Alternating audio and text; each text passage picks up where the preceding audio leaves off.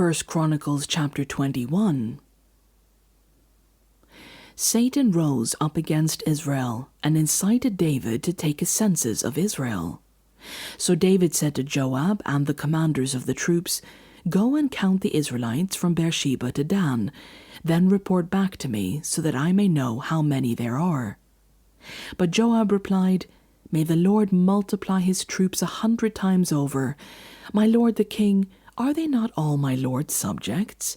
Why does my lord want to do this? Why should he bring guilt on Israel?" The king's word, however, overruled Joab. So Joab left and went throughout Israel and then came back to Jerusalem. Joab reported the number of the fighting men to David. In all Israel there were 1,100,000 men who could handle a sword, including 470,000 in Judah. But Joab did not include Levi and Benjamin in the numbering, because the king's command was repulsive to him. This command was also evil in the sight of God, so he punished Israel. Then David said to God, "I have sinned greatly by doing this. Now I beg you, take away the guilt of your servant. I have done a very foolish thing." The Lord said to Gad, David's seer, "Go and tell David, this is what the Lord says. I am giving you 3 options. Choose one of them for me to carry out against you." So Gad went to David and said to him, "This is what the Lord says. Take your choice. 3 years of famine, 3 months of being swept away before your enemies, with their swords overtaking you, or 3 days of the sword of the Lord, days of plagues in the land, with the angel of the Lord ravaging every part of Israel. Now then, decide how I should answer the one who sent me." David said to Gad, "I am in deep distress. Let me fall into the hands of the Lord, for his mercy is very great, but do not let me fall into human hands." So the Lord sent a plague on Israel, and 70,000 men of Israel fell dead. And God sent an angel to destroy Jerusalem. But as the angel was doing so, the Lord saw it and relented concerning the disaster, and said to the angel who was destroying the people, "Enough, withdraw your hand." The angel of the Lord was then standing at the threshing floor of Araunah the Jebusite.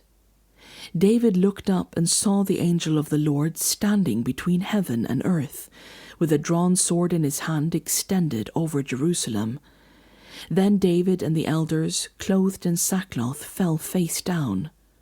David said to God, "Was it not I who ordered the fighting men to be counted? I, the shepherd, have sinned and done wrong. These are but sheep. What have they done? Lord my God, let your hand fall on me and my family, but do not let this plague remain on your people." Then the angel of the Lord ordered Gad to tell David to go up and build an altar to the Lord on the threshing floor of Araunah the Jebusite. So David went up in obedience to the word that Gad had spoken in the name of the Lord. While Araunah was threshing wheat, he turned and saw the angel. His 4 sons who were with him hid themselves. Then David approached, and when Araunah looked and saw him, he left the threshing floor and bowed down before David with his face to the ground.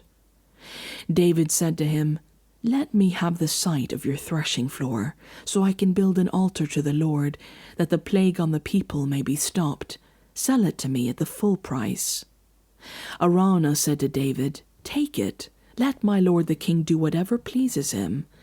Look, I will give the oxen for the burnt offerings, the threshing sledges for the wood, and the wheat for the grain offering. I will give all this." But King David replied to Araunah, "No, I insist on paying the full price. I will not take for the Lord what is yours, or sacrifice a burnt offering that costs me nothing." So David paid Araunah 600 shekels of gold for the site.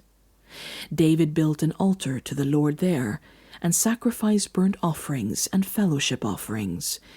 He called on the Lord, and the Lord answered him with fire from heaven on the altar of burnt offering. Then the Lord spoke to the angel, and he put his sword back into its sheath. At that time, when David saw that the Lord had answered him on the threshing floor of Araunah the Jebusite, he offered sacrifices there.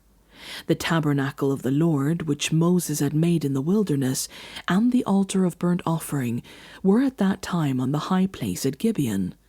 But David could not go before it to inquire of God, because he was afraid of the sword of the angel of the Lord.